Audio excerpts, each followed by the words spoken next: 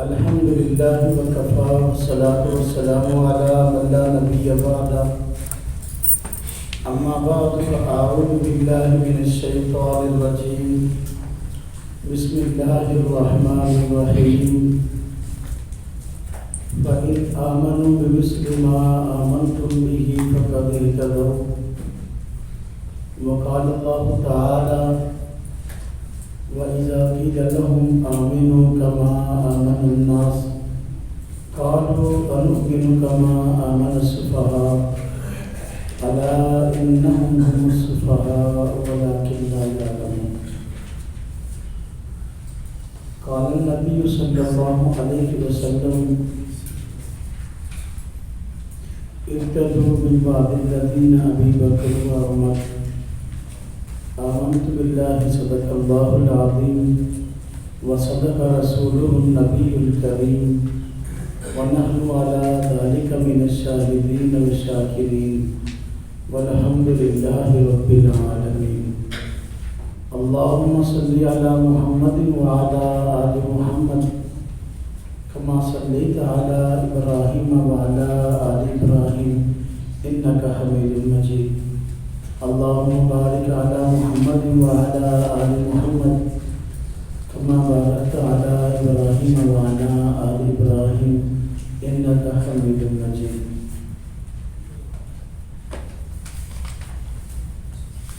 اللہ رب العزت نے حضور نبی صلی اللہ علیہ وسلم کو اس دنیا میں ایمان پھیلانے کے لیے اور پوری دنیا میں اللہ کے دین کو غالب کرنے کے لیے مبعوث فرمایا ہے.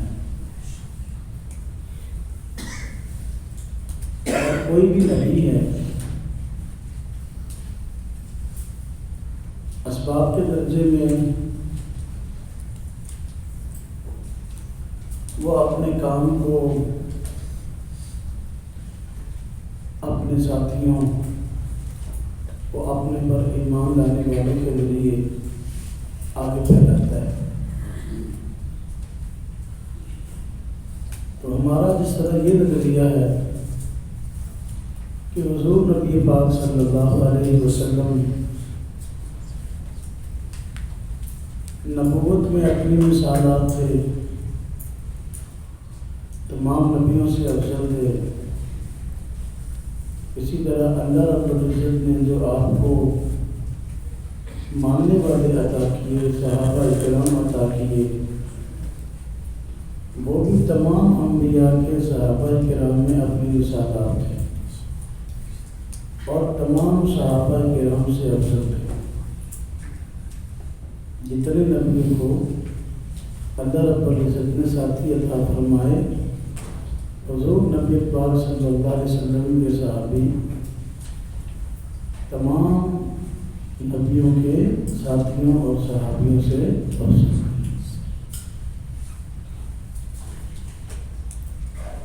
ان کا ایمان بھی مثالی تھا، ان کے اعمال بھی مثالی تھے، اسلام کے لیے ان کی خدمات بھی مثالی تھی.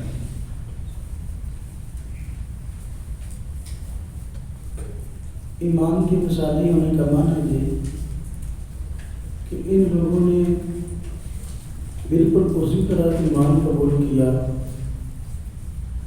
جیسا ایمان لانے کا اللہ رب العزت نے تقاضا کیا. اعمال بھی مثالی تھے، اس کا معنی یہ کہ رب تعالیٰ بندوں سے جیسے اعمال چاہتے تھے صحابہ کرام نے ایسے اعمال کر کے دکھائے.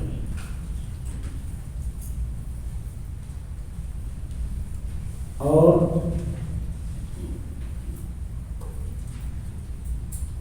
ایمان اور عمل صالح کے ساتھ آگے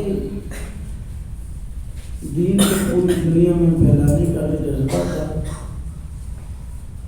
اللہ رب العزت نے وہ بھی ایسا عطا فرمایا تھا کہ سابقہ اقوام میں بھی اس کی مثال نہیں ملتی اور بعد والے لوگوں نے اس کی مثال نہیں دی تھی۔ صحابہ کرام کا ایمان مثالی تھا۔ اللہ رب العزت نے قرآن کریم میں ان کے ایمان کو بطور مثال کے، بطور ترازو کے کفار کے سامنے ذکر بنایا ہے۔ آج بعض لوگ صحابہ کرام کے ایمان پہ شک کرتے ہیں اور نعوذ باللہ منافقوں والی عقیدوں پہ فٹ کرتے ہیں، جبکہ اللہ رب العزت نے قرآن کریم میں ان کے ایمان کو منافقوں کے لیے بطور ترازو اور کسوٹی کا ذکر کیا اور منافقین کو دعوت دی ہے، اگر تم واقعی ایمان کے دعوے دار ہو اور ایمان لانا چاہتے ہو تو صحابہ کرام کی طرح ایمان لاؤ گے، تمہارا ایمان بہت بڑا ہے۔ اللہ پاک قرآن کریم میں فرماتے ہیں، سورہ بقرہ کا دوسرا رکوع ہے، وَإِذَا قِيلَ لَهُمْ آمِنُوا كَمَا آمَنَ النَّاسُ۔ منافقین کا تذکرہ چل رہا ہے کہ جب ان منافقین کو کہا جاتا ہے ایمان لاؤ، اس طرح کا ایمان کما آمن الناس، کہ جیسا ایمان ان دوسرے لوگوں نے قبول کیا ہے۔ دوسرے لوگ کون تھے؟ تو قالو، یہ منافق لوگ کہتے ہیں، انؤمن کما آمن السفہاء، کیا ہم اس طرح ایمان قبول کریں جس طرح کہ یہ بیوقوف قبول کر چکے ہیں؟ یعنی منافقین کا یہ دعویٰ تھا، یہ ان کی سوچ اور فکر تھی کہ صحابہ کرام کو دنیا میں جینے کا طریقہ ہی نہیں آتا، دل و جان سے اسلام کو قبول کر کے خطرات مول لے رہے ہیں، ہم بڑے ہوشیار چلا کے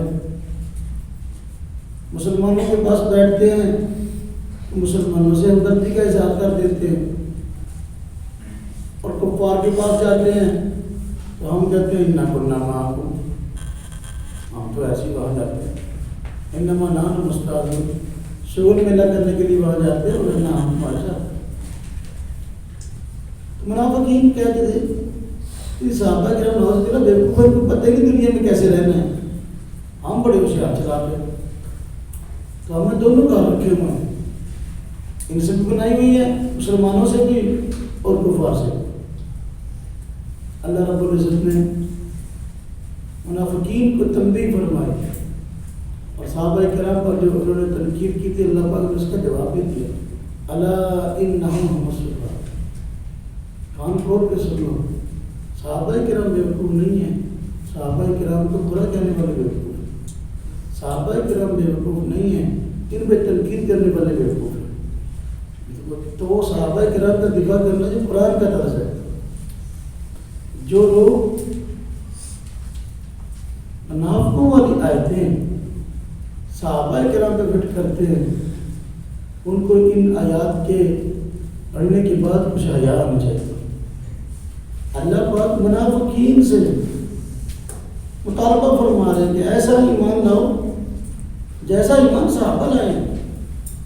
اگر صحابہ کا ایمان 2 نمبر ہوتا، وہ 2 نمبر لوگ ہوتے، کبھی بھی بطور کسوٹی کے، کبھی بھی بطور معیار کے اللہ پاک صحابہ کرام کے ایمان کو پیش ہی نہ کرنا۔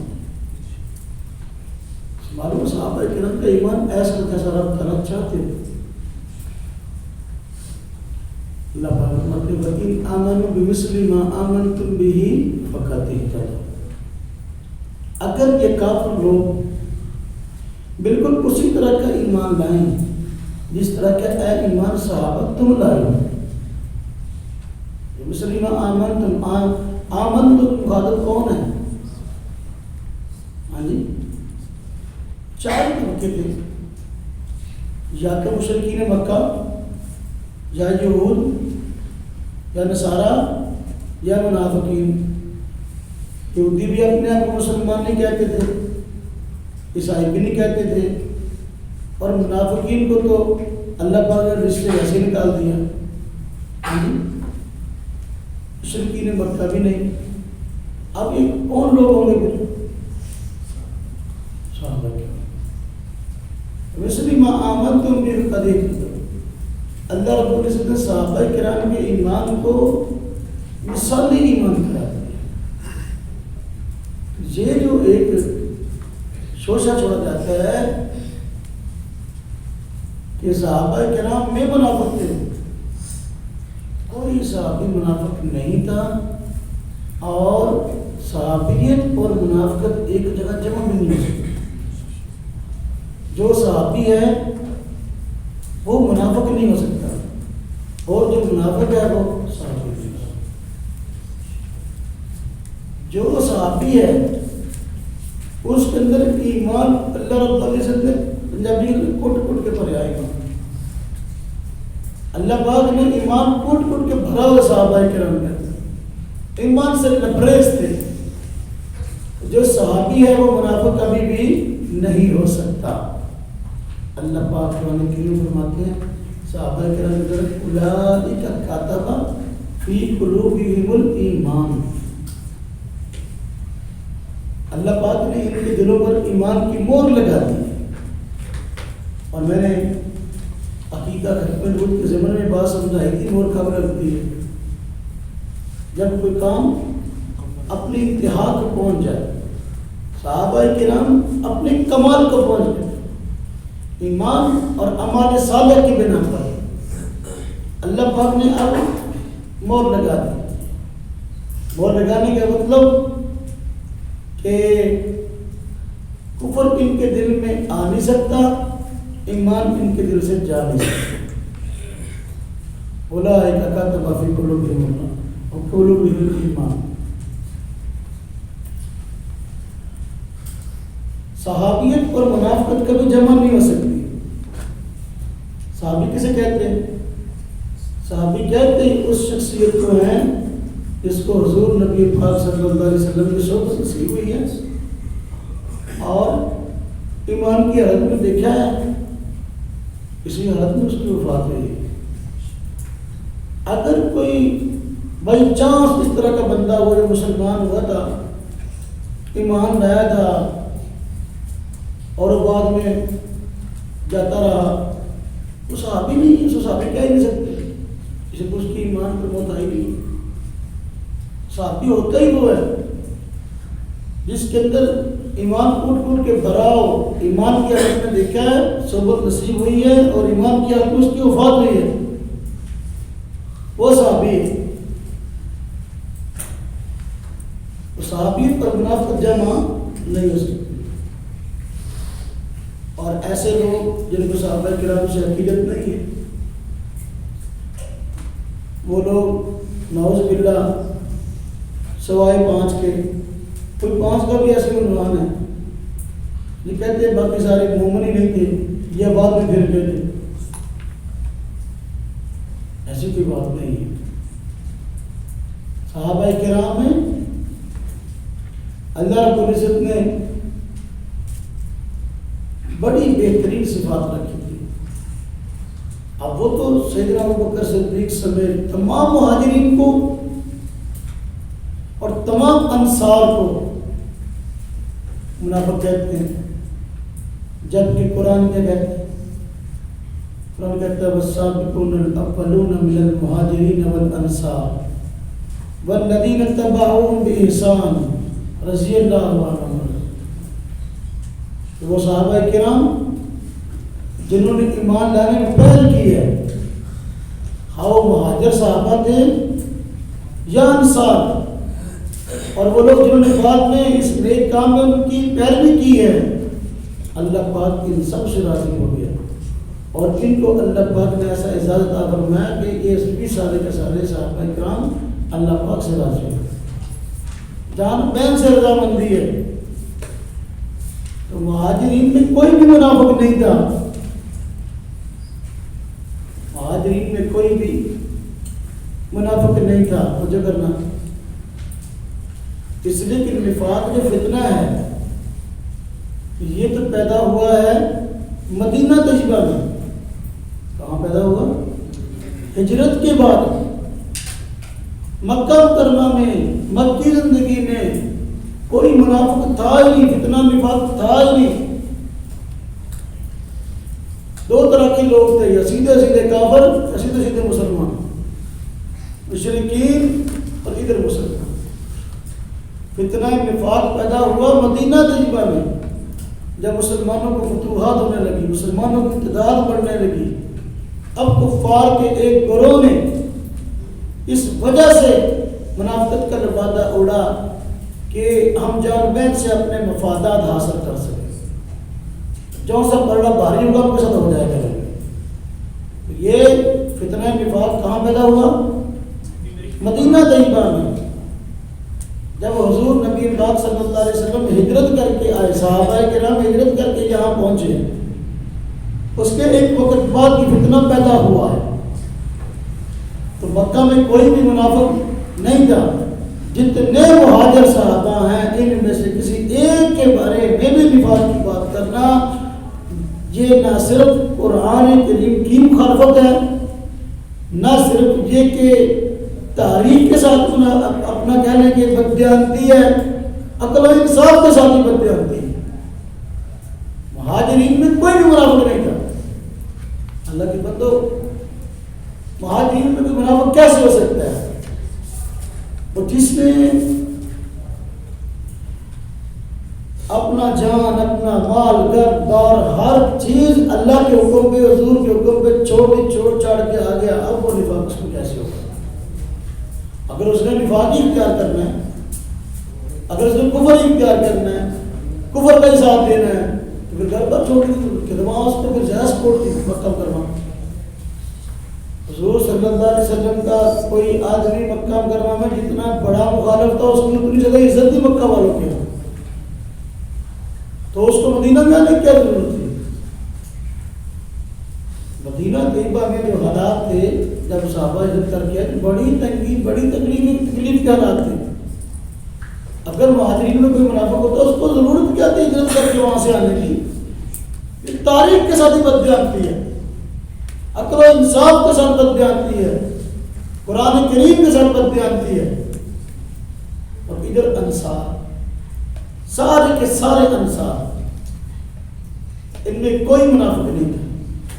اس لیے کہ انصار یہ تو نصرت سے ہے، اور جنہوں نے حضور کی مدد کی، اسلام کی مدد کی، صحابہ کرام کی مدد کی، اپنا جان مال، اپنی جانیں حضور کے راہ پہ قربان کرنے کے تیار ہو گئے اور وعدے کر کے بلایا کہ حضور آئے ہم آپ کے محفوظ ہیں، ایسے کرے حالات، وہ کیسے منافق ہوں گے؟ مدینہ طیبہ میں نفاق پیدا ہوا، منافقت تھی، لیکن مدینہ والے سارے منافق نہیں تھے، وہ تو صحابہ تھے، انصار تھے.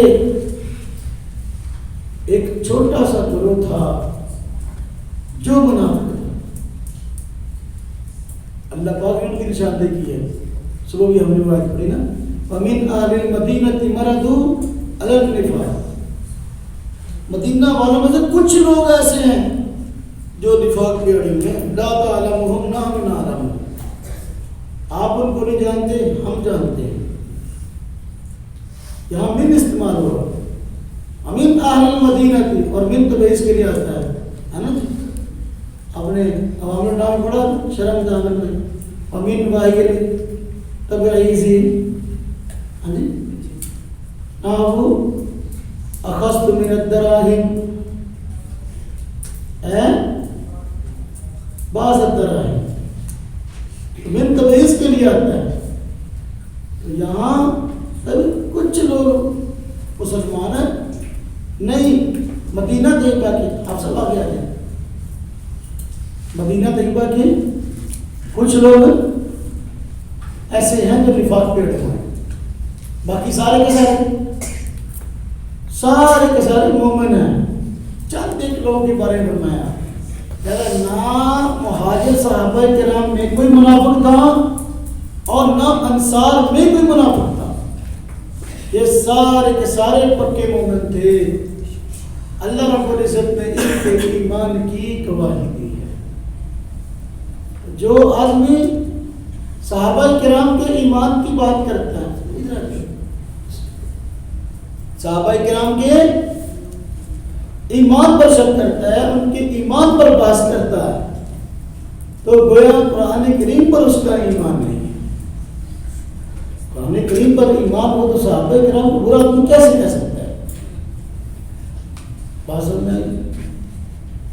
نفاق اور صحابیت کبھی جمع نہیں ہو سکتی. اس طرح ہم کہتے ہیں آگ اور پانی کبھی جمع نہیں ہو سکتے. آگ اور پانی پتہ نہیں پھر بھی شاید کبھی جمع ہو جائے، لیکن صحابیت اور منافقت کبھی جمع نہیں ہو سکتی. صحابہ کرام کا ایمان مثالی تھا. نمبر 2، ان کے اعمال مثالی تھے. ان کے اعمال مثالی تھے، یعنی اعمال ایسے تھے کہ جیسے اعمال کا رب تعالیٰ نے مطالبہ فرمایا ایسے اعمال تھے. رب تعالیٰ جس طرح چاہتا تھا کہ میرے بندے میری شریعت پر جس طرح عمل کریں، صحابہ کرام نے اس طرح عمل کر کے دکھایا. اب صحابہ کرام کے اعمال مثالی تھے. اللہ پاک نے قرآن کریم میں اس کی گواہی دی ہے،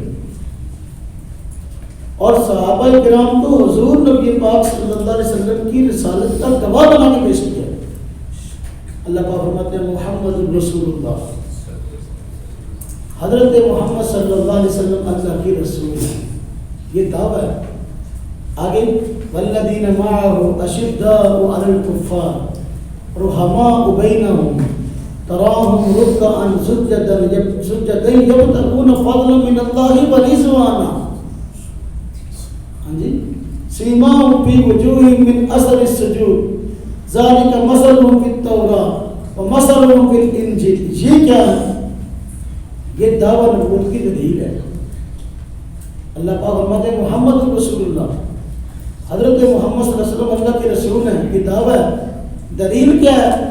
اس لیے کہ ان کے جو ساتھی ہیں جو حضور صلی اللہ علیہ وسلم پر ایمان لائے ہیں، ان کی ایسی بہترین جو ہے وہ صفات ہیں، ان کے ایسے بہترین اعمال ہیں کہ یہ بہترین صفات اور بہترین اعمال سچے نبی کے ساتھیوں کے ہو سکتے ہیں، جھوٹے نبی کے ساتھیوں کے نہیں ہو سکتے.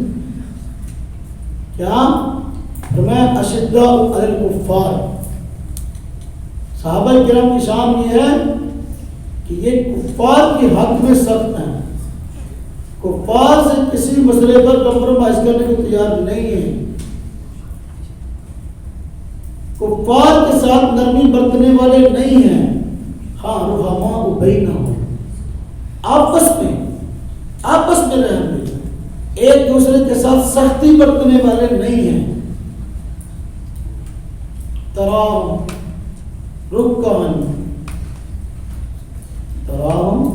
رکعا سجدا یبتغون فضلا من اللہ ورضوانا.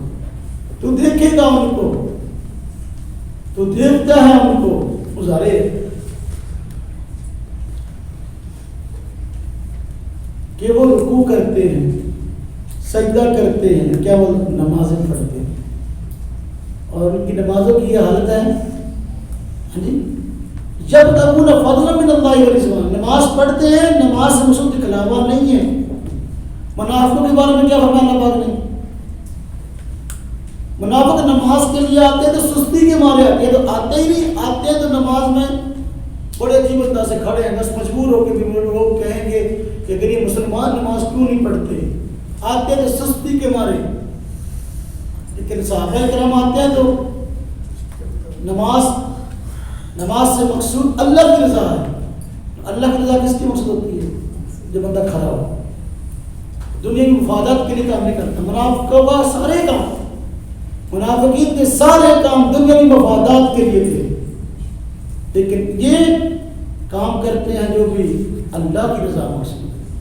اور اللہ کی رضا چاہتے ہیں اللہ کے وہ بندے جو سچے پیغمبر کے ساتھ ہیں. محمد رسول اللہ، یہ ثابت ہوا اللہ کے رسول صلی اللہ علیہ وسلم اللہ کے رسول ہیں۔ جب ساتھی ایسے ہیں دیکھیں وَسِيمَاهُمْ فِي وُجُوهِهِمْ مِنْ أَثَرِ السُّجُودِ، اللہ کے آگے جھک کے اللہ کے آگے سجدہ ریز ہو کر اتنے سجدے انہوں نے کیے ہیں، اللہ کی عبادت اتنی کی ہے، نشانیوں پر سجدے کے نشان بن گئے، کمال ہے۔ اور فرمایا قرآن ہی کی یہ شان بیان نہیں کرتا، قرآن تو کہتا ہی ہے ذالک مثلهم فی التوراۃ ومثلهم فی الانجیل، ان کی یہ شان قرآن میں بھی بیان ہوئی، تورات میں بھی بیان ہوئی، انجیل میں بھی بیان ہوئی، ایسی شاندار گفتگو ہے۔ تو دیکھیں آگے اللہ پاک کیا فرماتے ہیں، کذالک اخرج شطأہ فآزرہ فاستغلظ فاستوى علی سوقہ یعجب الزباد یغیظ بہم الکفار۔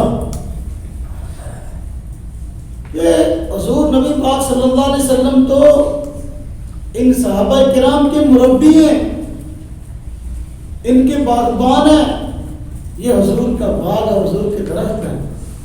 مالی جس طریقے سے اپنے باغ کی حفاظت کرتا ہے، مالی جب ایک باغ لگاتا ہے بالکل چھوٹے چھوٹے پودے ہوتے ہیں، جب ان کو کاشت لگتا ہے لگاتا ہے چھوٹے چھوٹے کو، کتنی دن رات ایک کر کے کھیتوں میں دن رات ایک کر کے ان چھوٹے چھوٹے پودوں کو پروان چڑھاتا ہے، اور وہی پودے فاستوى علی سوقہ جب اپنی بنیاد اور جڑوں پر کھڑے مضبوط ہوتے ہیں، اب مالی کو امید رہتی ہے کہ اب یہ جو درخت ہیں، اب یہ جو پودے ہیں مضبوط ہو گئے، اب ان قریب میں ان کا پھل اپنی آنکھوں سے دیکھوں گا، ان کا پھل اپنی آنکھوں سے دیکھوں گا۔ تو حضور نبی پاک صلی اللہ علیہ وسلم نے کھیتی کاش کی، یہ حضور کی کھیتی ہے جتنے صحابہ ہیں، فرمایا صحابہ حضور کی کھیتی ہیں۔ آپ جب صحابہ کرام کی حضور نبی پاک صلی اللہ علیہ وسلم تربیت فرمائی ہے، تربیت کے نتیجہ میں صحابہ کرام اعلیٰ درجے کے مومن بن گئے۔ فاستوى علی سوقہ، اس طریقے سے آج کل ہمارے دنیاوی حسد چلتا ہے نا، ایک آدمی کے پاس مال و متاع زیادہ آ جائے، ارد گرد کے لوگ بڑے جلتے اور سڑتے اور طرح طرح سے اٹھتے ہیں، ہاں جی اچھا اتنی فصل اتنی ہو گئی، اس کی فصل اتنی ہو گئی، جلتے ہیں۔ فرمایا کہ حضور نبی پاک صلی اللہ علیہ وسلم کی فصل صحابہ کرام لیغیظ بہم الکفار، اس فصل کو دیکھ کے کفار جلتے ہیں۔ اگر صحابہ مومن نہ ہوتے بلکہ نفاق ان میں ہوتا یا کفر ہوتا یا مستقبل میں کبھی ایمان سے کرنے والے ہوتے، اللہ پاک کبھی بھی صحابہ کرام کو حضور کی کھیتی نہ بتاتا۔ بات سمجھ میں آ رہی کہ نہیں آ رہی؟ ہاں جی آگے اللہ پاک نے وعد اللہ سے بتا دیا کہ اللہ رب العزت نے ان کے لیے بڑے اجر کا وعدہ کر رکھا ہے، ایمان لائے ہیں، ہمارے صالح کیے۔ تو اس سے بات سمجھ میں آئی صحابہ کرام کا ایمان بھی مثالی تھا اور صحابہ کرام کی اعمال بھی مثالی تھے۔ اللہ رب العزت نے صحابہ کرام کے ایمان اور اعمال صالحہ کو حضور نبی پاک صلی اللہ علیہ وسلم کی نبوت اور رسالت کی دلیل بنا کے پیش کیا ہے، اور یہ ان کے ایمان کے اعلیٰ ہونے کی دلیل۔ آج جن کو صحابہ کرام سے قیاس نہیں ہے تو طرح طرح کے اعتراضات کرتے ہیں۔ اللہ رب العزت نے جنت میں جانے کے لیے، ڈائریکٹ جنت میں جانے کے لیے دو چیزیں بتائیں، دو چیزوں کو شرط قرار دیا۔ فرمایا کہ اِنَّ الَّذِينَ آمَنُوا وَعَمِلُوا الصَّالِحَاتِ فَلَهُمْ أَجْرٌ غَيْرُ مَمْنُونٍ، جو لوگ ایمان لے آئے اور اعمال صالحہ کریں ان کے لیے اجر نہ ختم ہونے والا، یعنی ایمان اور اعمال صالح ڈائریکٹ جنت میں جانے کے لیے شرط ہے۔ اور صحابہ کرام کو سب کو اللہ رب العزت نے جنت کا سرٹیفکیٹ دیا، جنت کا سرٹیفکیٹ۔ معلوم ہوا ایمان بھی مثالی تھا، اعمال بھی مثالی تھے۔ آج بعض لوگ صحابہ کرام کے اعمال کو لے کر اعتراض کرتے ہیں، تم کہتے ہو صحابہ کرام کا ایمان بھی مثالی تھا، اعمال بھی مثالی تھے، ان جیسے لوگ بعد میں نہیں آ سکتے، صحابہ کرام ہی افضل کیوں ہیں؟ ہم دیکھتے ہیں فلاں موقع پر فلاں صحابی سے فلاں غلطی ہوئی تھی، فلاں موقع پر فلاں صحابی سے فلاں غلطی ہوئی، تمہاری حدیث کتاب میں لکھا ہے۔ قرآن میں بعض آیات کا سند سے معلوم ہوتا ہے صحابہ کرام سے فلاں غلطی ہوگی، فلاں سے فلاں غلطی ہوگی۔ ایک طرف تم ہمیں کہتے ہو صحابہ کرام جیسے ہو جاؤ، ان جیسے اعمال اختیار کر لو۔ اب دیکھو دوسری طرف قرآن میں اور احادیث کے اندر صحابہ کرام کے بعد اعمال ایسے ذکر کیے گئے ہیں جو کہ جو ہے وہ غلط ہے، تکبیر کو غلط کہتے ہیں، تو کیا ہم صحابہ کرام جو غلطیاں کرتے تھے ہم بھی کریں؟ اللہ ہدایت، آپ کو سمجھتے نہیں ہیں یا سمجھنا چاہتے نہیں ہیں یا امت کو مغالطے میں ڈال کر سمجھانا چاہتے نہیں ہیں۔ ایک بچہ جب طالب علمی کے دور میں ہوتا ہے، ایک بندہ جب کوئی تعلیم حاصل کر رہا ہوتا ہے، طالب علمی کے دور میں اس سے بڑی غلطیاں ہو جاتی ہیں۔ کیا خیال ہے؟ اب بچے حفظ والے ہیں، سبق نہ آئے تو استاد کام پکڑا دیتا ہے، ہاں جی کہتے ہیں یہاں کرسی بیٹھ جاؤ، ڈنڈا لاؤ ذرا، کبھی یہ صاحب کر دیتے ہیں، قاری صاحب بیٹھے ہیں، پتہ قاری صاحب کو طالب علم کے دور پہ غلطیاں ہو جاتی ہیں اور پھر ڈنڈے بھی پڑتے ہیں، لیکن جب بچہ تعلیم مکمل کر لیتا ہے، اس کو عالمیت کی سند مل جاتی ہے، تو اب وہ غلطی باقی رہتی ہے نہیں، اب تو وہ کامل ہو گیا نا، اس لیے ادارے نے اس کو سند دی ہے، اسی ادارے نے اس کی دستار بندی کی ہے، پگڑی باندھی ہے، اب وہ امت کا مقتدا بننے قابل ہے۔ کوئی اسی مدرسے میں سے کا پکوڑا، کوئی اسی مدرسے کا پکوڑا جو 3 سپارے کر کے بھاگ گیا، 4 سپارے پڑھ کے بھاگ گیا، اور جب اس کو کہے ہاں ہاں آج بڑی پگڑیاں باندھتا ہے، میں تجھے جانتا تھا، میں جانتا ہوں تجھے، جب سبق نہیں آتے تھا کام نہیں پکڑائے جاتے تھے، فلاں دن کے ڈنڈے نہیں پڑے تھے، ہاں جی میں جانتا ہوں، جب تو بھاگ گیا تھا یہ ہو گیا تھا۔ اب وہ پرانی کوتاہیاں یاد کراتا ہے، وہ زمانہ طالب علم کا تھا، زمانہ طالب علم سے آدمی سے یہ معاملات ہوتے ہیں، لیکن جب باکمال ہو گیا پرانی باتیں ختم، اب تو مدرسے نے تحریری طور پر لکھ دیا نا کہ علم بادل ہو گیا ہے، ہاں جی اب پرانی غلطی کو کون کراتا ہے؟ صحابہ کرام کو اللہ رب العزت نے سرٹیفکیٹ دے دیا جنتی ہونے کا، سند مل گئی، رضی اللہ عنہ و رضوان کل وعد اللہ اور حسنہ، اب یہ سرٹیفکیٹ مل گیا نا۔ اب اس کے بعد وہ جو پرانی غلطیاں ان سے ہوئی، اور غلطی کو دہرانے کا مسئلہ ہی نہیں، وہ غلطی ہوئی تھی اور اس غلطی کی انہوں نے بھی توبہ کر لی، اللہ نے معاف کر دی۔ اللہ فرماتے ہیں عفا اللہ عنہ، عفا اللہ نے معاف کر دیا، اللہ نے معاف کر دیا، یہ معاف نہیں کرتا، لیکن اسی تھے ارے دسنا ہی دسنا گناہ ہو کے دل ہوتی ہوئی، اور اللہ پاک نے یہاں بھی فرمایا استغفر لہم، کہ میں نے معاف کر دیا، اے حضور آپ ہی کیا کوئی استغفار کریں۔ اب اللہ پاک نے معاف کر دیا، حضور صلی اللہ علیہ وسلم صحابہ کرام کے حق میں استغفار فرماتے ہیں۔ اب آپ مجھے بتائیں باکمال بندے بنے کی غلطی معاف ہونے کے لیے، تو جس سے غلطی ہو جائے وہ خود توبہ کر لے، التائب من الذنب کمن لا ذنب له، ان اللہ یحب التوابین ویحب المتطہرین۔ روایت میں آتا ہے نا حضرت ماعز ان سے زنا ہو گیا تھا، زنا گناہ ہے، اللہ پاک نے قرآن کریم میں رکھا ہے ولا تقربوا الزنا، ہاں جی زنا ہو گیا گناہ، گناہ کبیرہ ہے، لیکن اور صحابہ کرام سے بعض کوئی غلطی کسی سے کوئی غلطی ہوئی، ہم میں اور صحابہ کرام میں فرق کیا ہے؟ غلطیاں ہم سے بھی ہوتی ہیں، صحابہ کرام سے بھی ہوتی تھی۔ ہم میں یہ فرق ہے کہ ہم سے غلطی ہوتی ہے تو ہم غلطی پر اڑ جاتے ہیں، اپنے غلط کام کو صحیح ثابت کرنے پر دلائل دیتے ہیں، لیکن صحابہ کرام سے غلطی ہوتی تھی وہ اپنی غلطی سے اس طرح توبہ کرتے تھے کہ لوگوں کے لیے بطور توبہ کی مثال بن جاتے تھے. تو لہٰذا انبیاء علیہ السلام سارے کے سارے معصوم ہیں، یعنی ان سے گناہ ہوتا نہیں ہے. اور جو صحابہ کرام ہیں اللہ پاک ان کے نامہ اعمال میں گناہ رہنے نہیں دیتا ہے، یہ گناہوں سے محفوظ ہیں.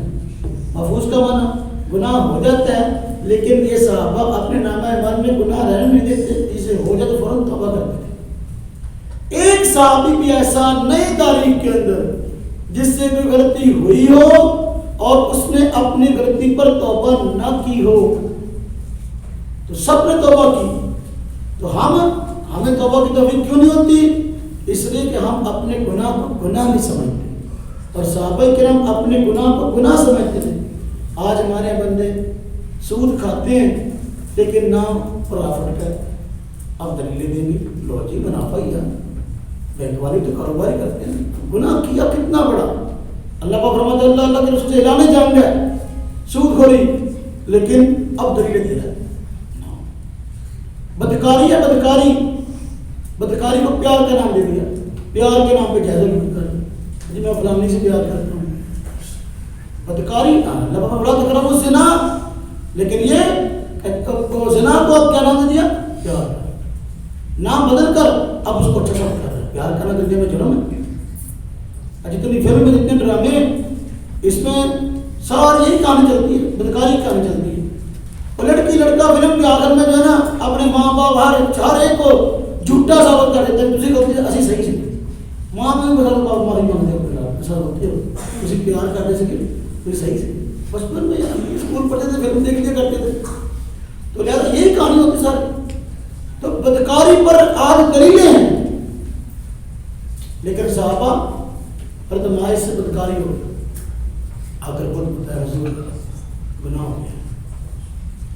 حضور نبی پاک صلی اللہ علیہ وسلم نے سامنے تھے، آپ صلی اللہ علیہ وسلم چہرہ مبارک پھیر لیا.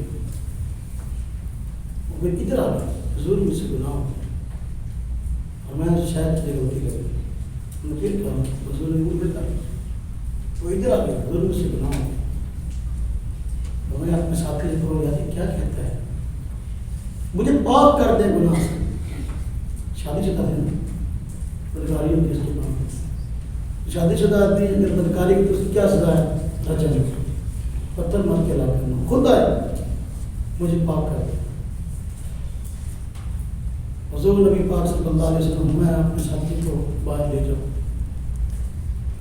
اب وہاں پر پتھر مارے. ایک صحابیہ بھی آئی تھی نا، انہوں نے کہا حضور مجھ سے گناہ ہو گیا،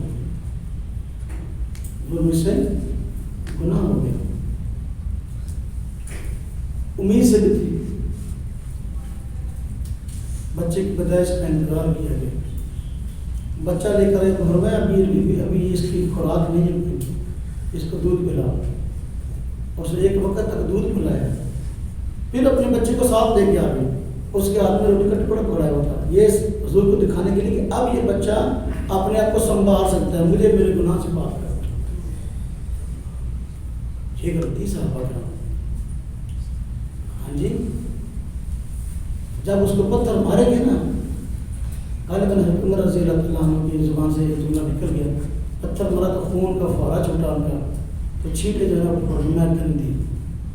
اور میں عمر تمہیں پتہ نہیں اس نے کیسی توبہ کی، اس نے کیسی توبہ کی. آج جو صحابہ کرام کو برا کہتے ہیں ان کی ہاں تو زنا ثواب سمجھ کے کی کرتے بتا کے نام پر سوچ سمجھ کر بات کرنی چاہیے. اگر کسی صحابی سے کوئی غلطی ہوئی ہے، مفتی صاحب آگے کسی صحابی سے غلطی ہوئی ہے تو اس نے ایسی توبہ کی ہے کہ وہ توبہ رہتی دنیا تک لوگوں کے لیے مثال بن گئی ہے. تو لہذا اب ان کو سرٹیفکیٹ مل چکا ہے جنت کا، امت کے مقتدا ہونے کا. جب سرٹیفکیٹ مل چکا ہے اب ان کی پرانی غلطیوں کو نہ دہرایا جائے. اگر ہم دہرائیں گے ہمارے نامہ اعمال سیاہ ہوں گے. صحابہ کرام کو سرٹیفکیٹ مل چکا. تو انبیاء علیہ السلام گناہوں سے معصوم ہیں. صحابہ کرام گناہوں سے محفوظ ہے. محفوظ کا معنی سمجھ گئے؟ یہ مطلب نہیں کہ صحابی سے گناہ نہیں ہوتا، کہ صحابہ کرام سے گناہ ہوتا ہے لیکن وہ گناہ اپنے نامہ اعمال میں رہنے نہیں دیتے. اللہ رب العزت ان کو توبہ کی توفیق دیتے ہیں. جب تک توبہ نہیں کر لیتے یا اپنے آپ کو گناہ کی سزا نہیں دے دیتے اس وقت تک چین سے نہیں ہوتے. یہ مجھ میں اور صحابہ کرام میں فرق ہے، ہم میں اور صحابہ کرام میں فرق ہے. جو آدمی کہتا ہے صحابہ کرام ہمارے جیسے تمہارے جیسے کام اور پہلی امتوں میں کسی نبی کو ایسے ساتھی نہیں ملے جیسے جان نثار با وفا ساتھی حضور نبی پاک صلی اللہ علیہ وسلم کے ساتھی کس کو ملے. اب غزوہ بدر کے موقع پر جو نوبت پیش آئی آپ جانتے ہیں. صحابہ کرام بدر کے مقام پہ لڑنے کے لیے تھوڑی گئے. تو ابو سفیان کا قافلہ آ رہا تھا جس میں عرب والوں کا سب کا تجارتی مال لگا ہوا تھا اور وہی مال جو ہے آگے مسلمانوں کے خلاف استعمال ہونا تھا. وہ کاروائی کے لیے گئے تھے کہ ان کا علاج کریں گے. مال پر ان کو گھمنڈ ہے، یہ مال ان سے لے لیا جائے جو ہمارے خلاف استعمال ہو گیا. نوبت لڑائی کیا. ابو سفیان نکل گئے، ابو جہل لشکر لے کیا. اب حضور نبی پاک صلی اللہ علیہ وسلم پریشان ہیں، تعداد میں ہم تھوڑے. حضور صلی اللہ علیہ وسلم نے کیا دعائیں کی؟ ایسے عجیب و غریب الفاظ ہیں نا جی، بندہ حیران ہوتا ہے. میں یا اللہ یہ میری اتنی کی فوج ہے، اتنی کی تعداد ہے، اتنی کی میری جمع پونجی ہے، یا اللہ اگر یہ مر گئے نا تو لم تو یا اللہ آپ کی عبادت کیسے ہو؟ یہ آپ کی عبادت کرنے والے آپ کے بندے ہیں، تھوڑی بتاؤ. اگر یہ جاتے رہتے عبادت کون کرے گا؟ حضور کے الفاظ ہیں. تو اسی وقت پھر انصار میں سے ایک صحابی کھڑے ہوئے نے کہا حضور ہم حضرت موسیٰ علیہ السلام کے بندوں میں سے نہیں جو بنی اسرائیل تھے. جب لڑنے کی باری آئی دشمن آمنے سامنے آئے تو انہوں نے کیا کیا؟ فاتحہ وانت وربک فقاتلا انا ہاہنا قاعدون. جائیں آپ اور آپ کا رب لڑے، ہم تو یہاں بیٹھے ہیں. ہم ایسے نہیں ہیں، ہم آپ کے شانہ بشان لڑیں گے، آگے سے لڑیں گے، پیچھے سے لڑیں گے، جہاں سے حملہ ہوگا ہم دفاع کریں گے. یہ صاحب ہیں ہمیں آگ میں آپ ہمیں آگ میں کود جانے کا حکم دیں، ہم آگ میں کود جائیں گے. یہ ہے فرق. جو کہتے ہیں ہم میں اور صحابہ میں کیا فرق ہے؟ ہم میں اور فرمایا اللہ پاک نے پوری انسانیت میں سے اعلیٰ ترین ذات، اعلیٰ ترین شخصیت کا انتخاب کیا خاتم النبیین ہونے کے لیے. اس اعلیٰ ترین شخصیت کا ساتھ دینے کے لیے بھی پوری دنیا سے ایسے بندے منتخب کیے جو تمام انسانیت سے انبیاء کے بعد افضل ترین تھے. افضل کو بندے افضل چاہیے، غیر افضل چاہیے؟ ہاں جی دیکھو نا، آج کوئی اللہ کا ولی ہے تو اس کے جو خادمین ہوتے ہیں ان کے بارے میں کیا ہوتا ہے رویہ ذہن؟ بھائی یہ نیک اتنے بڑے بزرگ ہیں، ان کے خادم بھی نیکی ہر کے ساتھ رہتے ہیں. ہاں جی اگر وہ چلا کے ذکر کرتے ہیں، اگر وہ ذکر اذکار کرتے ہیں تو یہ بھی ان کے سامنے بیٹھے ہوئے ذکر کرتے ہیں. یہ بھی نیک ہی ہے. نیک بندے کے ساتھ بد لوگوں کا گزارا نہیں ہوتا نہ. بد لوگ کبھی نیک لوگوں کے ساتھ رہنا پسند کرتے. تو یہ صحابہ کرام کے ایمان کے مثالی ہونے کی اور اعمال کے مثالی ہونے کی بڑی واضح ہے. تو بات سمجھ آ گئی یہاں تک؟ صحابہ کرام کا ایمان بھی مثالی تھا اور ان کے اعمال بھی مثالی. میں نے آج کیا کہ صحابہ کرام کے ایمان پر باس کرنا اپنے ایمان کو خطرے میں ڈالنا. ایک طبقہ ہے جو ہر وقت کافر والی منافقوں والی آیتیں صحابہ کرام میں بیٹھ کر ہوتا ہے، اپنا نام مومن رکھا ہوا ہے. ایک طبقہ اور ہے جس نے ان کا قلم چھین لیا ہے اور اب صحابہ کرام کو مومن تو کہتا ہے وہ، لیکن کہتا ہے صحابہ کرام کا کام ٹھیک، صحابہ کرام کے کام ٹھیک نہیں تھے. غیر مقلد کرام، ان کی ایک نہیں درجنوں کتابیں ایسی آئی ہیں، پڑھ کر آدمی کے رونگٹے کھڑے ہو جاتے ہیں۔ صحابہ کرام کے اندر کوئی فلاں موقع تو فلاں صحابہ سے شابت کرتے ہوئی صحابیہ قول پھر ہماری حجت کوئی نہیں۔ ہم کہتے ہیں صحابیہ قول پھر حجت ہے، بحث کے صحابی۔ بھائی دیکھو، بعض صحابہ کرام جو غلطیاں ہوئی ہیں اس دور میں غلطیوں کا ظہور ہوا ہے، پھر سزاؤں کا نفاذ ہوا ہے، وہ بھی ایک عملی صورت اللہ پاک نے دکھانے دی۔ اگر فلاں جرم ہو جاتا ہے تو اس کی سزا کیا ہے، اس میں حکمتیں ہیں، ان کا توبہ کرنا بھی معلوم ہے۔ میں اور آپ، میں نے پہلے کہا، یا جو ان کے اعمال پہ بحث کرتے ہیں، آپ نے آپ کو بڑا پکا کہتے ہیں کہ ہم قرآن و حدیث کو ماننے والے ہیں، ان کے اعمال ٹھیک نہیں ہیں، ان کی اپنی کیفیت کیا ہے؟ دیکھیں کتنے ایسے مسائل ہیں جن میں ہمارا اس بنیاد پر ان سے اختلاف ہے۔ ہم کہتے ہیں کہ صحابہ کرام حضور کی بات کو ہم سے زیادہ سمجھتے تھے، صحابہ کرام قرآن کو ہم سے زیادہ سمجھتے تھے، لہذا قرآن کی جس آیت کا معنی صحابہ بیان کریں وہ زیادہ بہتر ہے، جس حدیث کا معنی صحابی بیان کرے وہ معنی بنسبت دوسرے کی بات والوں کے زیادہ بہتر ہے۔ انہوں نے اصول بنا رکھا ہے کہ صحابی کی روایت تو معتبر ہے لیکن درایت معتبر نہیں ہے۔ درایت کا مطلب یعنی صحابی کا حدیث بیان کرتا ہے، میں سمجھاتا ہوں اگر آپ کو، صحابی کا حدیث بیان کرتا ہے، حدیث کو لے لیں گے اس سے، لیکن وہی صحابی اس حدیث کا جو معنی بیان کرے گا، معنی بھی اس سے لے گا، معنی اپنا کرے گا۔ اگر صحابی روایت کو محفوظ رکھ سکتا ہے تو معنی کو محفوظ کیوں نہیں رکھ سکتا؟ اس معاملے میں اس نے خدائی کر دی۔ مثلا ایک حدیث پیش کرتا ہوں، حضور نبی پاک صلی اللہ علیہ وسلم کا فرمان ہے بخاری شریف میں، داڑیاں بڑھاؤ اور مونچھیں کٹاؤ۔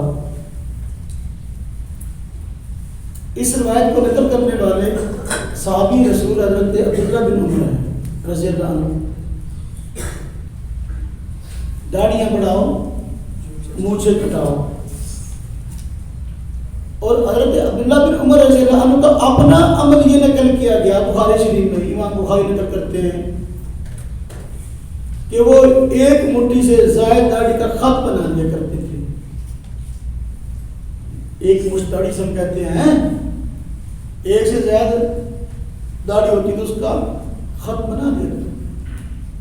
اب غیر مقلد ہی کہتا ہے، فتاوی سلفیہ میں لکھا ہے مولوی حسین سلفی صاحب نے کہ حضرت عبداللہ بن عمر رضی اللہ عنہ کا یہ امر خلاف سنت ہے۔ اور ایک اور ایک نئی کتاب اس کا نام بالوں کا معاملہ، پتہ نہیں کسی فلم کی مشہوری ہے کیا کتاب ہے، اس میں یہی بات کی عبداللہ بن عمر رضی اللہ عنہ کا یہ امر خلاف سنت ہے۔ کیوں جی؟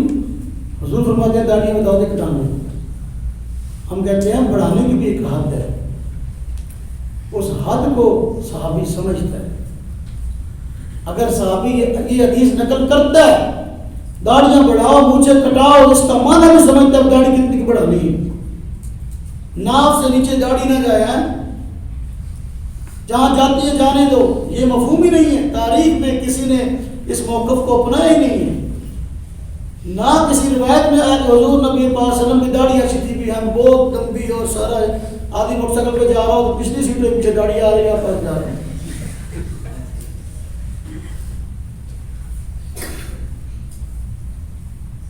یہاں مسئلہ کیا ہے؟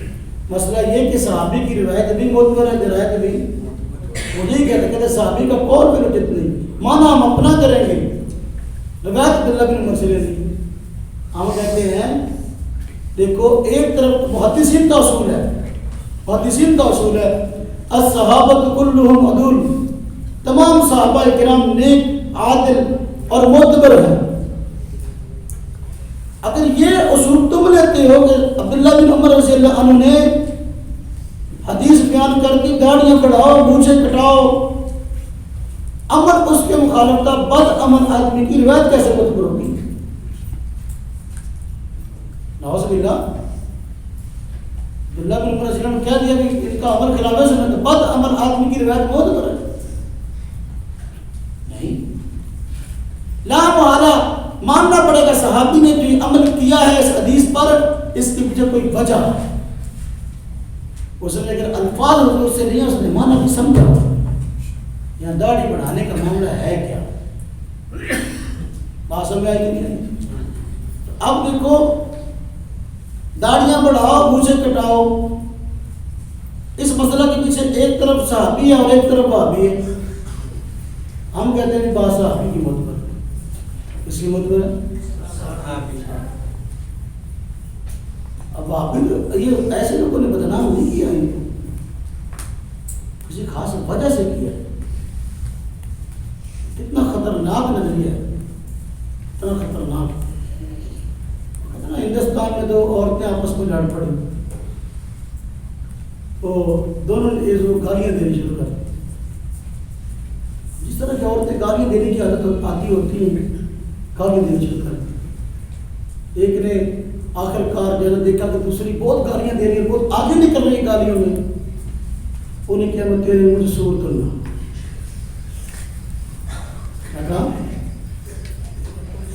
سور کر لو خنزیر، اور کوئی اگلی سی انہیں کہا کہ تیری دہائی کرتی ہوں. انہوں نے کہا تیرے مجھے واپس تم نہ. اب وہ پریشان ہوگی مجھے کیسے گالی دی اس نے. سور تننا تو گالی سمجھ آئی، لیکن واپس تننا گالی سمجھ نہیں آئی. انہیں کہا پہلے تمہیں مجھے کہنا سی کہہ لیا، پر میرے سمجھا صحیح گال ہے کی ہے واپس تننا. اور کہتی 100 سور ہوگا تو ایک واپس مانگا. بات سمجھ آئی؟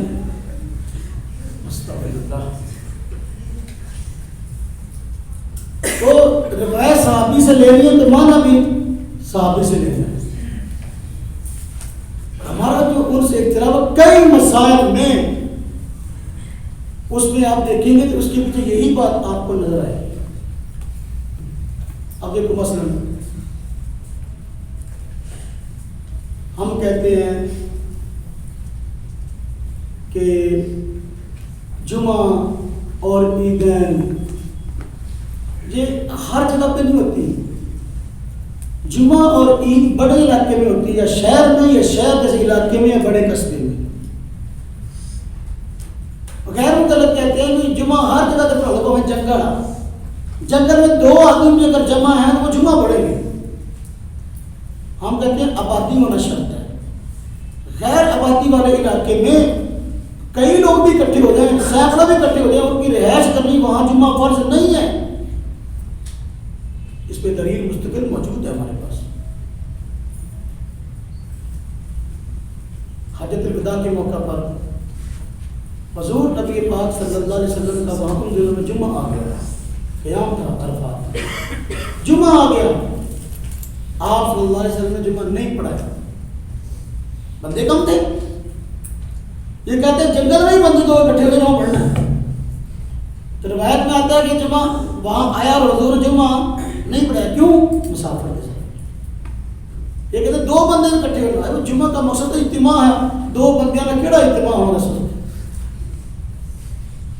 2 بندیاں نا کیڑا اجتماع؟ حضرت سیدنا علی المرتضیٰ رضی اللہ تعالیٰ عنہ کا فرمان ہے،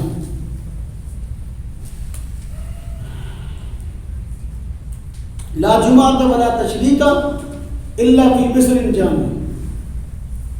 جمعہ اور عید ہوتی ہے تو مصر جامع میں ہوتی ہے، یعنی شہر میں ہوتی ہے. شہر جیسا علاقہ ہے، بڑا قصبہ ہے، بڑا دیہات ہے، اس میں چھوٹا دیہات چند ایک گھر ہے، وہاں جمعہ نہیں ضرور کی نماز پڑھیں گے، عید کی نماز نہیں ہوتی. اب یہ صحابی کا فرمان ہے، اور یہ مستقل محدثین کا اس صحابی کا ایسا فرمان جو کہ غیر مدرک بالقیاس ہو، قیاس کے خلاف ہو، حدیث مرفوع کے حکم میں ہوتا ہے. صحابی نے اگر یہ بات فرمائی ہے تو اپنی طرف سے نہیں، حضور نبی صلی اللہ علیہ وسلم سے بات سنی ہوگی تب فرمائی ہے. ہاں یہ فرق ہے کہ انہوں نے یوں نہیں کہا قال رسول اللہ صلی اللہ علیہ وسلم، یہ نہیں کہا ویسے بات فرمائی. آپ معلوم ایک طرف سیدنا علی مرتضیٰ رضی اللہ عنہ اور خلیفہ راشد ہیں، اور دوسری طرف یہ آپ فرماتے ہیں کہ بھائی جمعہ شہر میں، شہر جیسے علاقے میں، بڑے دیہات میں یہاں ہوگا، کہ یہ کہتا ہے جنگل میں 2 بندے جمع ہو جمع پڑیں گے. تو بات آ گئی نا، صحابی قول فی الامر حجت ان کے ہاں نہیں. اب پوری دنیا میں جمعہ کی 2 اذانیں ہوتی ہیں. جمعہ کی 2 اذانیں. حضرت سیدنا عثمان رضی اللہ تعالیٰ عنہ ان کے دور میں ایک اذان کا اضافہ ہوا ہے. حضور نبی پاک صلی اللہ علیہ وسلم کے دور میں 2 اذانیں نہیں ہوتی تھی. اسے اذان عثمانی کہتے ہیں. جب مسلمانوں کی تعداد بہت زیادہ بڑھ گئی اور مسلمان کاروبار میں بہت زیادہ مشغول ہو گئے تو عین اذان کے وقت، چونکہ آپ کو پتہ ہے کہ قرآن کریم میں ارشاد یا ایھا الذین آمنوا اذا نودی للصلاۃ من یوم الجمعہ فاسعوا الی ذکر اللہ. جمعہ کی اذان ہو جائے، ٹائم شروع ہو جائے تو اب فوراً جمعہ کے لیے آنا صحیح الجمعہ واجب ہے. جمعہ کے لیے آنا واجب ہے. کاروبار کی مشغولیت کی وجہ سے صحابہ کرام کے لیے آنا یکدم پہنچنا مشکل ہو رہا تھا کہ پتہ نہیں چلتا کہ جمعہ ٹائم شروع ہو گئی، 2 گھڑیاں ہو گئی. اس صحابہ کرام کے مشورے سے سیدنا عثمان رضی اللہ عنہ کے دور میں ایک اذان اور شروع ہوئی. اب یہ اذان سنت ہے کہ بدعت ہے؟ آج وہ بندہ جو اپنے آپ کہتا ہے میں قرآن و حدیث کو بہت سمجھتا، میں تو زیادہ پتہ ہی نہیں، نہ اس کو قرآن پڑھنا آتا نہ اس کو حدیث پڑھنی آتی ہے، اور حدیث کو بھی حدیث کہتے ہیں، قرآن حدیث. حضور نبی پاک صلی اللہ علیہ وسلم ہمیں سمجھا کے گئے ہیں علیکم بسنتی و سنت خلفاء الراشدین المہدیین. اس سے پہلے روایت کا پہلا حصہ فرمایا، اور ارباد بن ساریہ رضی اللہ عنہ سے روایت ہے کہ میرے بعد جو تم میں سے زندہ رہے گا اختلافات دیکھے گا، تم میں اختلاف ہو جائے گا، لوگ ایک کہے گا مسئلہ یوں مسئلہ گا یوں. ایسے اختلاف کے موقع پر جب لوگوں میں چیمیں گوئیاں ہوں تو فرمایا علیکم بسنتی و سنت خلفاء الراشدین المہدیین. میری سنت کو مضبوطی سے پکڑ لینا، خلفاء راشدین کی سنت کو مضبوطی سے پکڑ لینا. عزو علیہ بالنواجذ، داڑھوں سے مضبوطی سے پکڑنا. نواجذ یہ جو نکیلے دانت ہیں سڑوں والے، یہ نواجذ ہوتے ہیں. جو تجوید کا ہم کہاں میں ظاہر پتہ ہے، مجھے بھولنا کیا ہوئے ہیں نواجذ. اور دیکھا نہیں کبھی اس طرح ہوتا ہے کہ بچے آپس میں ایک دوسرے کو چیز چھین رہے ہوتے ہیں تو بچہ مسئلہ اس کو منہ میں نہیں رہتا ہے، تو اب چھڑا کے دکھاؤ. اب وہ چھین کیا رہتا ہے لیکن وہ اس کو حاصل نہیں کرتا، حاصل نہیں کر سکتا، مضبوطی سے پکڑا. ناسو علیہ بن نواجذ، رموائی آپ کو محدثات الامور. میں تمہیں خاص طور پہ دین میں نئی باتیں ایجاد کرنے سے ڈراتا ہوں، بچتے رہنا اس سے. کل محدثۃ بدعہ، دین میں ہر نئی چیز بدعت ہے. آپ سمجھو اس کو ذرا. علیکم بسنتی و سنت خلفاء الراشدین المہدیین. اس کے بعد آپ نے فرمایا آپ کو محدثات الامور. معلوم ہوا جو خلیفہ راشد کا طریقہ ہے وہ کبھی بدعت نہیں ہو سکتا. اللہ پاک نے پہلے فرما دیا میری سنت پر بھی عمل کرنا، خلفاء راشدین پر عمل کرنا. اب اگر ہم حضرت عثمان کی بات مانتے ہیں، اگر ہم سیدنا ابوبکر صدیق کی بات مانتے ہیں، حضرت عمر فاروق کی بات مانتے ہیں، سیدنا علی المرتضیٰ رضی اللہ عنہ کی بات مانتے ہیں، یہ در حقیقت ہم حضور کی بات مانتے ہیں. حضور ہمیں نصیحت کر کے گئے ہیں کہ بھئی اختلاف کے موقع پر میرے بعد پریشانی ہو تو پھر میری سنت کو اور خلفاء راشدین کی سنت کو نہیں چھوڑنا. اور آپ نے یہ نہیں فرمایا علیکم بسنتی و قول خلفاء الراشدین المہدیین، نہیں، قول نہیں فرمایا اور فعل کا لفظ نہیں فرمایا، سنت کا لفظ شامل. اس کو شبہ نہ ہو کہ خلیفہ راشد کا عمل، خلیفہ راشد کا حکم جو ہے وہ کوئی بدعت ہے، نہ، وہ بھی سنت ہے. وہ بھی کیا ہے؟ آج کا توحید کا علمبردار بڑے دڑھنے سے کہتا ہے کہ جن اذان عثمانی کا یہ بدعت ہے. گیا اس نے نعوذ باللہ من ذلک عثمان رضی اللہ عنہ کو بدعتی کہہ دیا. اور جتنے صحابہ کرام میں جن کے ایمان کی گواہی قرآن نے، جن کے اعمال کے اچھے ہونے کی گواہی قرآن نے دی ہے، اور صحابہ کرام میں کوئی ایسا نہ تھا جو اعتراض کرتا کھڑا ہو گیا حضرت جی اور زبان کے سامنے. حضور کے زمانے میں ایک ہوتی تھی اب نئی اذان شروع کریں گے دین میں بدعت ہے. کسی نے کہا کوئی نہیں بولنا. صحابہ کرام تم سے زیادہ غیرت والے تھے, تم سے زیادہ قرآن حدیث کو سمجھنے والے تھے. جب ان میں سے کوئی نہیں بولا, بلکہ امام بخاری رحمۃ اللہ علیہ بخاری چھپے ہوئے فرماتے ہیں کہ اس پر معاملہ ٹھہر گیا, مطلب سارے لوگ اس موقع پہ آ گئے, کسی نے اعتراض ہی نہیں کیا. تو پھر آج 1400 سال بعد تجھے اعتراض کیسے ہو گیا؟ حضور فرماتے ہیں خلفائے راشدین کی پیروی کرنی, تو کس لحاظ سے اس کو بدعت کہتا ہے؟ خلیفہ راشد کا عمل اور حکم اگر بدعت ہوتا, صحابہ کرام اتنے بدعات کے خلاف تو کوئی تھا ہی نہیں, تو پھر اس کو برداشت کیسے کیا؟ کیوں کھڑے ہو کر اس کے خلاف آواز نہ اٹھائی؟ معلوم ہوا تیری فکر میں صحابہ کرام کی فکر میں فرق ہے. وہ بڑا تھا, وہ کہتا ہے ایمان معتبر نہیں, اور تو کہتا ہے اعمال معتبر نہیں. اب دیکھو ایک کتاب آئی, اس کا نام ہے مجموعہ مقالات پر سر کی تحقیق کی جائزہ, انڈیا سے چھپی ہے, اور انڈیا میں سب سے بڑا مدرسہ ہے ان کا جامعہ سلفیہ بنارس کے اندر. اس طرح ہمارا دارالعلوم دیوبند ہے, اگرچہ دارالعلوم دیوبند تو اپنی مثال آپ ہے پاک و ہند کے اندر, تو ان کے پاس جامعہ سلفیہ تو میں آپ کیا کہوں تعداد کتنی کے دارالعلوم دیوبند کے مقابلے میں, لیکن مارکوی کہتے ہیں ہمارے دارالعلوم دیوبند کی ٹکر کا ادارہ ہے.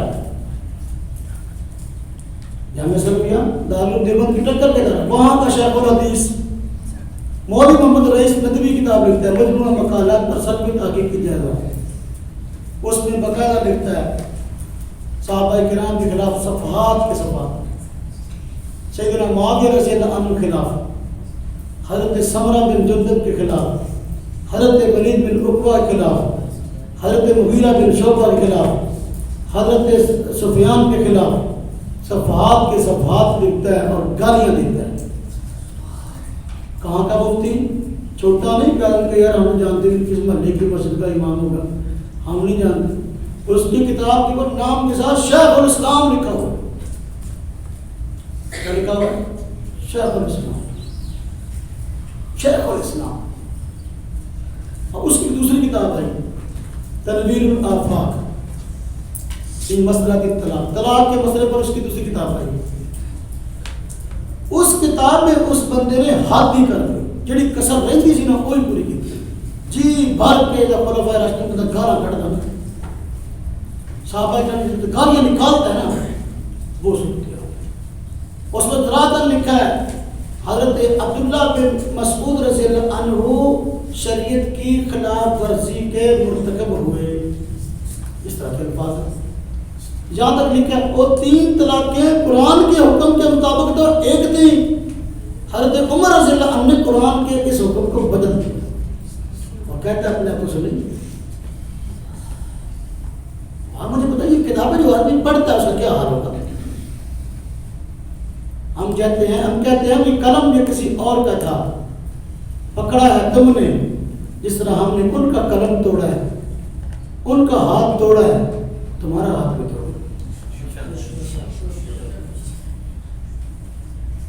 صحابہ کرام کا دفاع حضور نبی صلی اللہ علیہ وسلم کی ذات اقدس کا دفاع ہے, اس لیے کہ حضور نبی صلی اللہ علیہ وسلم صحابہ کرام کے ساتھ رہتے تھے. جو آدمی صحابہ کرام کو برا کہتا ہے در حقیقت وہ یہ کہنا چاہتا ہے حضور اچھے لوگوں کے ساتھ نہیں رہتے تھے, آپ کا بہنا اٹھنا اچھے لوگوں کے نام نہیں سیکھا. لیکن اور آپ کا کہیں تیری بہنی نہیں خراب ہوئی, تم جناب کو بہنا بھی نہیں پتا کیا مطلب ہے. یعنی کہنے والا کہنا چاہتا ہے کہ تیرے ساتھ والے بندے کردار کے اعتبار سے ٹھیک نہیں ہیں, تو کیسے ٹھیک ہوگا؟ نعوذ باللہ من ذالک. صحابہ کرام پہ تنقید کرنا در حقیقت حضور نبی صلی اللہ علیہ وسلم کی ذات سے تنقید کرنا, اور پوری کی پوری شریعت کے گواہ صحابہ کرام. اگر ہم صحابہ کرام کی سمجھ, ان کی سوچ, ان کی قول فعل کو ایک طرف رکھ دیں کہ ہم نے نہیں ماننا, آپ مجھے بتائیں کہ دین سمجھنا کن سے ہے؟ حضور سے دین کس نے سمجھا ہے؟ صحابہ کرام. چاہتے. کیوں جی؟ ان کا قول پھر بہت بڑی نہیں مانے تو کسے سمجھے؟ یہی گمراہی کی بنیاد ہے. یہی گمراہی کی بنیاد ہے. پہلے بندہ بدگمان ہوتا ہے، پھر بندہ بد زبان ہوتا ہے. یہی گمراہی کی بنیاد ہے. تو صحابہ کرام کا ایمان بھی مثالی تھا اور ان کے اعمال بھی مثالی تھے. حضرت سیدنا عمر رضی اللہ تعالی عنہ جو ہر وقت کوڑا اٹھائے پھرتے رہتے تھے، کہاں ہے مجرم کوئی بھی تھوڑی سی غلطی کرنے والا تو فوراً عمر کوڑا نکلاتا تھا. وہ خود قرآن کی مخالفت کریں. 3 طلاق قرآن کریم کے حکم کے مطابق بھی 3 ہے. حضور نبی پاک صلی اللہ علیہ وسلم کے حکم کے مطابق بھی 3 ہے. پوری امت مسلمہ کے اجماع کے مطابق بھی 3 ہے. ساری زندگی قرآن و حدیث کے نام پہ 3 طرح کے دے کر ایک کہہ کے ساری زندگی حرام کر کرتے ہیں اور اس کو قرآن و حدیث کا نام دیتے ہیں. ہمیں افسوس ہے ان لوگوں کا جو محض بیوی کو گھر لانے کی خاطر ان کے پاس چلے جاتے ہیں. جی میں فتویٰ دے دوں. اللہ کے بندے فتویٰ لے کر اس سے ساری زندگی اپنی حرام کاری کا دروازہ کھولنا یہ ڈبل جرم ہے. ایک بندہ بدکاری کرتا ہے لیکن اپنی بدکاری کو قرآن و حدیث کا نام نہیں دیتا، یہ بھی گناہ ہے اور جرم ہے. اور ایک بندہ بدکاری کرتا اور کرواتا ہے اور اس کو قرآن و حدیث کا نام دیتا ہے، ڈبل گناہ ہے. ڈبل گناہ. اللہ فرماتے ہیں قرآن کریم میں طلاق کے بارے میں مسئلہ میں نے اشارہ کیا تو وضاحت کر دوں. الطلاق مرتان، فرماتے ہیں طلاق رجعی 2 مرتبہ ہے. یعنی ایک مرتبہ طلاق دے دو صلح کر سکتے ہو، دوسری مرتبہ طلاق دے دو صلح کر سکتے ہو. امساکم بمعروف او تسریح باحسان. 2 طلاقیں دینے کے بعد، 1 طلاق دینے کے بعد مرضی ہے خاوند کی، اگر بیوی کو رکھنا چاہتا ہے تو اچھے طریقے سے رکھیے، اس کو خراب نہ کرے. نہیں رکھنا چاہتا اچھے طریقے سے رخصت کرے. آپ جب رخصت کر دے گا اس عورت کی گزر جائے گی، خود بخود طلاق پائنا ہو جائے گی، نکاح ٹوٹ جائے گا. لیکن 2 طلاقوں کے بعد صلح تو ہے، رجوع کا حق تو ہے. 3 طلاقوں کے بعد نہیں فرمایا فَإِن طَلَّقَهَا. تمام مفسرین یہ بات فرماتے ہیں فَإِن طَلَّقَهَا سے تیسری طلاق مراد ہے. کوئی بندہ 3 طلاقیں دیتا ہے اپنی بیوی کو، فَلَا تَحِلُّ لَهُ مِن بَعْدُ حَتَّىٰ تَنكِحَ زَوْجًا غَيْرَهُ. اگر تیسری طلاق خاوند دیتا ہے تو اب خاوند کے لیے حلال نہیں عورت یہاں تک کہ دوسری جگہ نکاح ہے. لہذا یہ اللہ کا حکم ہے. بخاری شریف میں روایت ہے، ایک خاتون حضور نبی پاک صلی اللہ علیہ وسلم کے پاس آئی، فرمایا کہ میرے خاوند نے مجھے طلاق دے دی تھی تو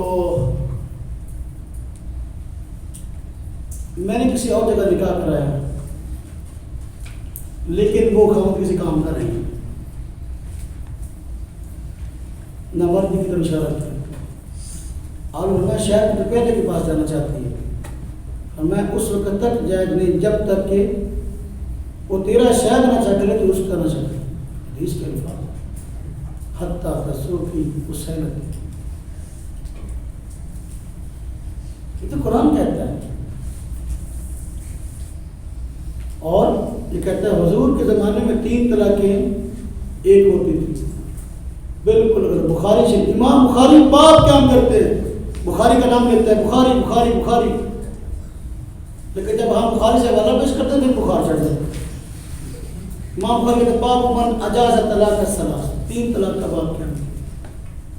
3 طلاقیں 2 پہ ہو جاتی ہیں. حضرت عویمر اجلانی رضی اللہ تعالیٰ عنہ کا اپنی بیوی کے ساتھ جھگڑا ہو گیا. اپنی بیوی پر ان کو شبہات تھے. حضور نبی پاک صلی اللہ علیہ وسلم کے پاس دونوں آ گئے اور اپنا اپنا معاملہ بیان کیا. تو بیوی نے بیوی آپس میں بیٹھ پڑتے تھے، اس کو برا بھلا کہتے ہیں. بیوی نے بھی اپنا زور لگایا اور انہوں نے بھی لگایا ایک دوسرے کو غلط کہنے میں. حضرت عمر رضی اللہ عنہ فرمایا یا رسول اللہ مجھے بہت برا بلا کہا ہے, اس کے بعد میں اس کو اپنے پاس نہیں رکھ سکتا. اس وقت حضور صلی اللہ علیہ وسلم کی موجودگی میں 3 طلاق دی. آپ کی موجودگی میں امام بخاری کیا باب کہتے ہیں باب من اجاز طلاق الثلاث. تو کون سا قرآن حدیث بیان کرتا ہے؟ حضرت رکانہ اپنی بیوی کو طلاق دے دی, پھر طلاق بتہ دی. اگر یہ مسئلہ طلاق بتہ اور سمجھانے کا ایک کے لیے کرو تو ایک, 3 کے لیے کرو 3. حضرت رکانہ کو آپ نے بلا دیا. اب وہ بس اگر جس طرح بندہ پچھتاتا ہے گھر میں نام چاہتے فرمایا قسم دو مجھے, قسم 1 کی نیت کی تھی 3 کی. قسم دے کر پوچھا واللہ ما اردت الا واحدہ, اللہ کی قسم کیا تو نے ایک ارادہ کیا تھا؟ اب وہ کہتے ہیں واللہ ان اردت الا واحدہ, اللہ کی قسم میں نے ایک ہی ارادہ کیا تھا. 3 طلاقاں اگر حضور زمانے سے ایک ہونے قسم چھوڑنے ضرورت ہے.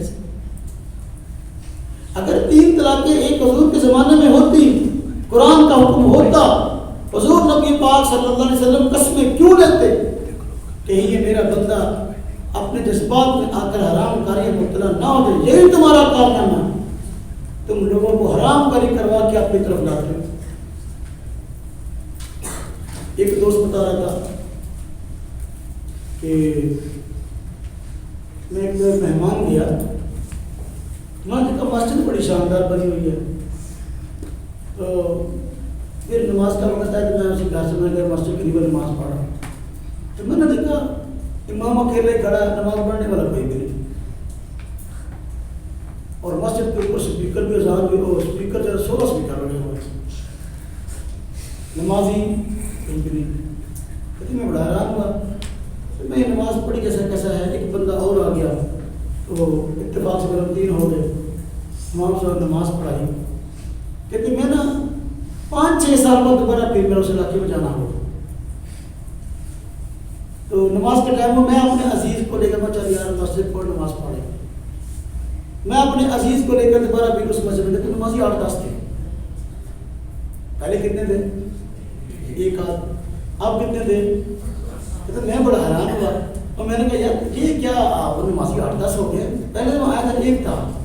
کہنا خیر سے ان سب لوگوں نے اپنے بیوی کو 3 طلاقیں دی ہوئی ہیں, طلاقیں اکٹھے ہوئے ہیں. بیوی کو گھر میں لانے کی غرض سے اپنا نظریہ بدلا ہے, ساری زندگی کی حرام کاری ہے. غالباً حضرت عمار بن یاسر رضی اللہ عنہ کا فتویٰ ہے مسلم بن ابی شیبہ میں کہ جو آدمی 3 طلاق کے بعد بیوی کو گھر لے آتا ہے اس کو رجم کیا جائے. کیا کیا جائے؟ پتھر مار کے زنا کر رہا ہے, جوتے مار کے میاں بیوی کو الگ کیا جائے. ایسے ماضی میں بڑے ہوئے معاملہ, جوتے مار کے قاضی نے فیصلہ کیا جوتے مارے. اللہ کے قانون کے ساتھ کھیلتے ہیں. اللہ دل کا حدود اللہ, اللہ کی حد بندی ہے. ہمیں حدود اللہ, اللہ کی حد بندی تجاوز کرتا ہے, اب جو ہے اس کی خیر نہیں ہے. تو صحابہ کرام کا ایمان بھی مثالی تھا اور ان کے اعمال بھی مثالی تھا. ہم اہل سنت والجماعت ہیں. کون ہیں؟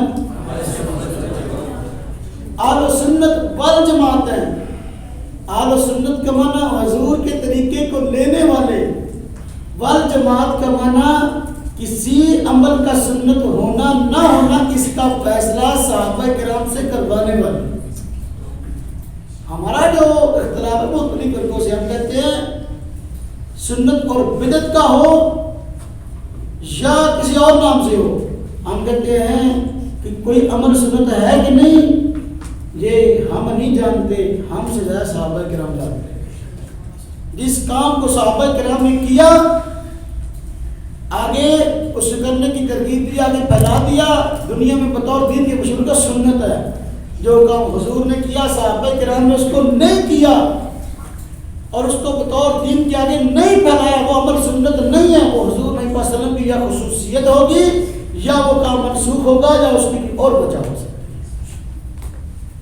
سنت وہ عمل ہے جس کو حضور نبی صلی اللہ علیہ وسلم نے کیا، صحابہ کرام کو کرنے کی ترغیب دی، صحابہ کرام نے کیا، عملاً اس کو پوری دنیا میں پھیلا دیا۔ میں نے کہا اس تھا حضور صلی اللہ علیہ وسلم کی دو بڑی خواہشیں تھیں، ایک یہ کہ جس دین کو لے کر آئے پوری دنیا میں پھیل گئے، دوسری یہ کہ ہاں جی شہادت، جی چاہتا ہے اللہ کے راستے میں شہید کیا جاؤں، پھر زندہ کیا جاؤں، پھر شہید کیا جاؤں، پھر زندہ کیے۔ اللہ پاک نے آپ کو جماعتیں بھی دو دی، طبقات دو دیے، بہترین جماعت صحابہ کرام کی جماعت اور اہل بیت کی جماعت، پوری دنیا میں دین پھیلایا۔ اس خواہش کو پورا کیا صحابہ کرام نے، شہادتوں کی داستان ہے، اس خواہش کو پورا کیا اہل بیت۔ ہم تو سب کی قدر دار، بات سمجھ آئی کہ ہاں جی وقت ہو رہا ہے، میں چاہتا ہوں بات اتنی کی ضرورت ہے کہ پوری کر سکتا ہوں تاکہ آپ پریشان نہ ہوں۔ یہ مسئلے اصل میں سارے سمجھنے کے ہیں۔ تو صحابی کا قول فعل حجت ہے، صحابی کی روایت بھی معتبر ہے اور درایت بھی۔ آپ کتابوں کے نام سنیں اور اس میں جو لکھا گیا نا آپ سنیں گے آپ حیران ہو جائیں گے۔ ایک کتاب ہے شمع محمدی، مولوی محمد جولنا گڑھی ہے اس کی کتاب شمع محمدی، اس کے صفحہ نمبر 9 پر ایک عنوان کیا ہوا، حضرت عمر رضی اللہ عنہ کی سمجھ کا معتبر نہ ہونا۔ کتاب کا نام شمع محمدی، اس میں حضور نبی پاک صلی اللہ علیہ وسلم کی تعلیمات ہوگی، شمع محمدی نام۔ عنوان کیا ہے؟ حضرت عمر رضی اللہ عنہ کی سمجھ کا معتبر نہ ہونا، یہ آپ نے معتبر نہیں۔ ایک دعوت طریق محمدی، اس کا معنی کیا؟ حضرت محمد صلی اللہ علیہ وسلم کا راستہ، نام کتنا خوبصورت ہے۔ اب دیکھیے اس میں لکھا گیا ہے، اس میں لکھا ہے کہ اماموں کی، علماء کی، پیروں کی یہ بات تو درکنار، نبی بھی اگر اپنی رائے سے کچھ کہے تو وہ بھی معتبر نہیں ہے۔ نبی بھی اگر کوئی بات کہے تو اپنی رائے سے وہ معتبر ہے۔ قرآن کہتا ہے ہما ینطق عن الہویٰ ان ہوا الا وحی یوحیٰ۔ تو یہ قرآن و حدیث کے نام پہ ہو رہا ہے، صحابہ کرام کے خلاف۔ اب آج ہمیں کہتے ہیں ہماری نماز ساری کی ساری سنت کے مطابق ہے، ان کی نماز خلاف سنت ہے۔ ہم کہتے ہیں یہاں آ جاؤ، ہماری اور تمہاری نماز میں نماز سنت کے مطابق کس کی ہے؟ فیصلہ صحابہ کرام سے کرا۔ جب نماز کا حکم آیا، آپ نے صحابہ کرام کو نماز پڑھنے کا حکم دیا، تو مسئلہ یہ بھی سامنے ہے نماز پڑھنے کس طرح ہے۔ تو آپ نے عملاً نماز پڑھ کے دکھائی دی، فرمایا صلو کما رأیتمونی اصلی، نماز اس طرح پڑھو جس طرح تم نے مجھے نماز پڑھتے ہوئے دیکھا ہے۔ اب نماز اس بات میں دوسری رائے نہیں ہے کہ حضور کی نماز نہیں پڑھنی، ہم بھی کہتے ہیں نماز حضور کی پڑھنی ہے، وہ بھی کہتے ہیں نماز حضور کی پڑھنی ہے۔ ہم دونوں میں فرق کیا ہے؟ ہم کہتے ہیں نماز حضور کی پڑھنی ہے، صحابہ کرام سے پوچھ کے پڑھنی ہے، وہ کہتے ہیں نماز حضور کی پڑھنی ہے، اپنی مرضی سے ڈھونڈ کے پڑھنی ہے۔ یہ فرق ہے، بات کی ونڈ کرنے سے کیا۔ اب ان کی جتنی نماز کی کتابیں ہیں نا، میرے پاس کو 50 پڑھی ہوئی، ہر کتاب نام کیا ہے؟ نماز نبوی، نبی والی نماز، صلاۃ الرسول، رسول کی نماز، صلاۃ النبی، نبی کی نماز، نماز رسول اللہ، رسول اللہ کی نماز، نماز نبوی، نبی والی نماز، یہ کتابوں کے نام ہیں۔ اور ہر نماز میں دوسری نماز سے مسائل میں فرق ہے۔ حضور نماز ایک طریقے سے پڑھتے تھے، 50 طریقوں سے پڑھتے تھے۔ جو 1400 سال بعد صحابہ کو چھوڑ کر اپنی مرضی کی نماز ڈھونڈنا چاہے گا، اپنی مرضی سے حضور کی نماز اس کو کبھی نہیں مل سکتی۔ اور جو کتابیں ہیں میں حیران ہوں، آئے ساتھ کوئی نہ آئے مہینے کوئی نئی کتاب نہیں آتی ہے، نام ہوتا ہے نماز نبی، حضور کی نماز، اس کو لکھا ہوتا ہے کہ چونکہ حضور نے حکم دیا صلو کما رأیتمونی اصلی، نماز اس طرح پڑھو اس طرح تم نے مجھے پڑھتے ہوئے دیکھا ہے، لہذا حضور کی نماز پڑھنا ضروری ہے۔ اور آج تک جو ہے نا مارکیٹ میں کوئی ایسی کتاب موجود نہیں تھی جس میں حضور کی نماز کا نقشہ کھینچا گیا ہو، اس لیے میں نے جو محنت کر کے حضور کی نماز ڈھونڈ لی اور یہاں لکھ دیا اور اس کے اوپر پڑھ لیا۔ ہر سال نئی کتاب آتی ہے، آج تک کتاب کوئی نہیں تھی حضور کی نماز پر، اب میں نے محنت کر کے لکھ دی ہے۔ یعنی جب 20ویں کتاب آئی تو پچھلی 19 بیکار ہو گئی، جب 21 میں آئی تو 20 بیکار ہو گئی، جب 50 میں آئی تو 49 ساری کی ساری نماز نبی کی غیر نبی بن گئی۔ یہ ان لوگوں کی بددیانتی ہے اور یہ ان لوگوں کو قرآن حدیث ہے۔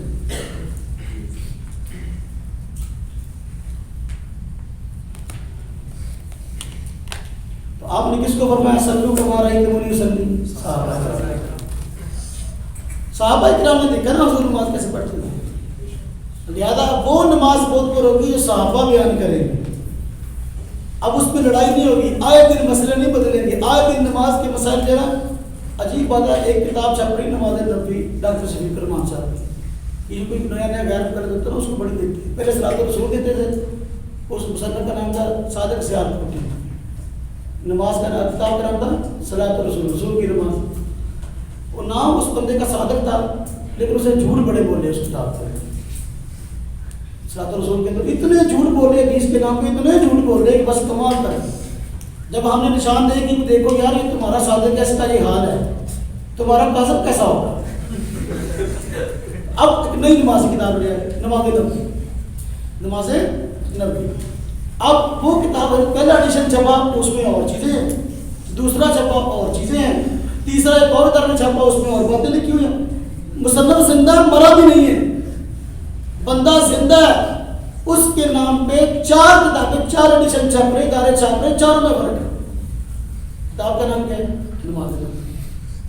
بندہ ایک ہے اور نام نماز بھی حضور کی ہے۔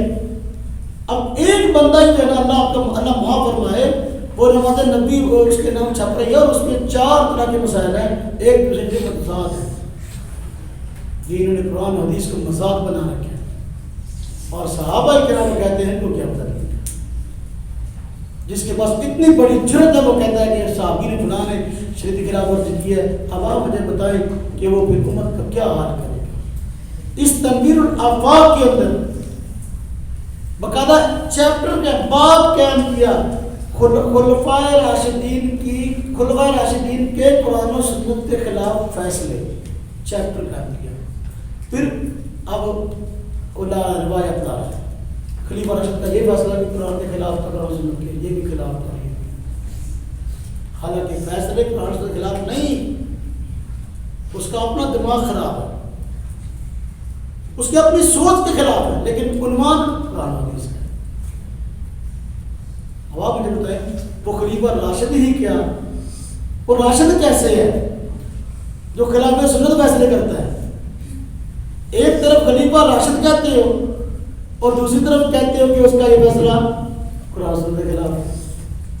یا تو راشد کہنا چھوڑ دو یا فیصلے مان لو۔ آسم میں آ رہی ہے، وقت ہو گیا ہے، میرے خیال میں اتنی بات کافی ہے۔ میں ایک اور عنوان چھیڑنا چاہتا ہوں لیکن وہ لمبا ہے، اسی سے مناسبت کی انشاءاللہ اگر موقع ملا تو پھر اس کو اب تک کی ہماری بات خلاصہ یہ ہوا کہ اللہ رب العزت نے قرآن کریم میں جیسے ایمان کا مطالبہ کیا ہے صحابہ کرام کا ایمان ایسا ہی تھا، جیسے اعمال کا مطالبہ کیا صحابہ کرام کے اعمال بھی ایسے ہی تھے، ایمان میں بھی مثالی تھے، اعمال میں بھی مثالی تھے۔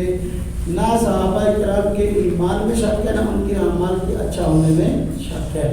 کسی صحابی سے اگر غلطی ہوئی ہے اجتہادی یا بھول، اللہ رب العزت نے اس کو ایسی توبہ کی توفیق دی ہے کہ وہ رہتی دنیا کے لیے بطور مثال کے پیش کیا گیا ہے۔ صحابہ کرام کو اللہ پاک نے جنت کا سرٹیفکیٹ دے دیا ہے، جنتی شخصیات پر تنقید کرنا خود دوزخ میں جانے کا ذریعہ ہے۔ اللہ پاک ہم سب کو صحابہ کرام کی قدر دانی کی توفیق عطا فرمائے۔